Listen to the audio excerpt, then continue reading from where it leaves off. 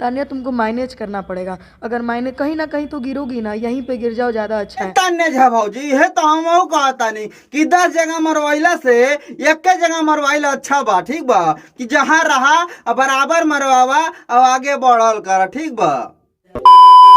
हाँ तो नमस्कार, प्रणाम, सत श्री अकाल और सलाम। का हाल भाई भाई लोग, हम आशा करता नहीं कि तुम लोग ठीक है। आज के वीडियो जो बा ना बहुत गाड़ फार होखे वाला बा। यही से कहता नहीं भाई लोग कि जे हमरा चैनल पे नया बड़ा चैनल के सब्सक्राइब करा, वीडियो के लाइक करा।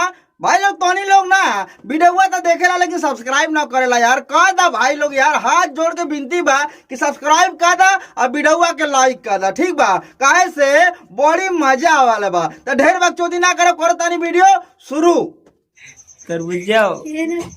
हाँ तो भाई लोग हम तान्या झा के रोस्ट करत करत ना हो जाइला बेहोश। और जब गोरखपुर गुड़िया के वीडियो देखी ले तो एक बहिन चोदो चढ़े लागला जोश। ये मन करेला ना कि कूद के पेल दिए कर बहिन चोदो लड़ाई पे हक देऊ।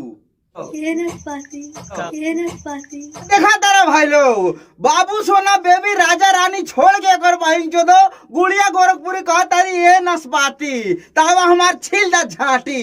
एक बहिन चोदो ये कोनो ना हो छनवाईबू। ए भाई लोग, गुड़िया गोरखपुरी भौजी भाई सोच बाड़ी का जो नहीं भैया कहता छनवाईबू। ए भाई हम तोरा से पूछतानी कि भौजी के छान के सरवा चूची पकड़ के ओकर दूध दुहबे का रे। मैं उम्मीद करती बहुत अच्छे होंगे आप। ना ये भौजी हमनी के बिल्कुल अच्छा नहीं के बानी। और कैसे अच्छा रहा हम बोला, जब तू अपना मर्दा के साथ और सूत के ओकर बहन चोद लाड़ पकड़ के हिलावा तारू तो हमनी के देख देख के बहन चोद खड़ा हो जाता। तब बोला कैसे अच्छा रहा। हम तो कहता नहीं कि अब हमारा से मरवा लेकर बच्चों जब लाल ठंडा जाए तो हम लोग के अच्छा हो जाए। ठीक बा।